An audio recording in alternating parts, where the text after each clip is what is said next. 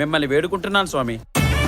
వైద్యాయ నమః, ఋషి సౌనకాయ నమః, కిమ్మాయ నమః. Passport enquiry.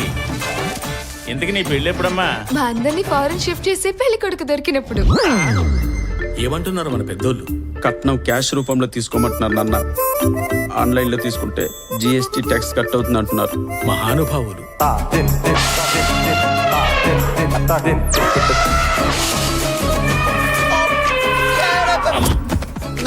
లేవండి, లేవండి, లేవండి. అమ్మాయి లేవండి. నాకు అమ్మాయి నచ్చింది. నీకు నచ్చిందా?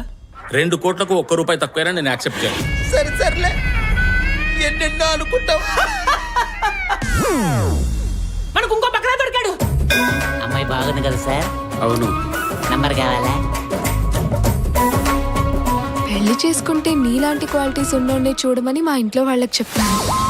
దీనికి శాసనాల గ్రంథంలో ఏదో ఒక పరిష్కారం ఉండి ఉంటుంది. నీ బతుకు కొడుతున్నావు.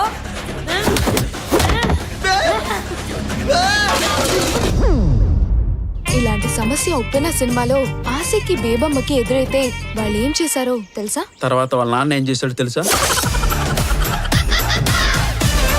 అదిగో మన ఫ్యామిలీ లెగసీని కంటిన్యూ చేసే లెజెండ్ వచ్చినట్టు.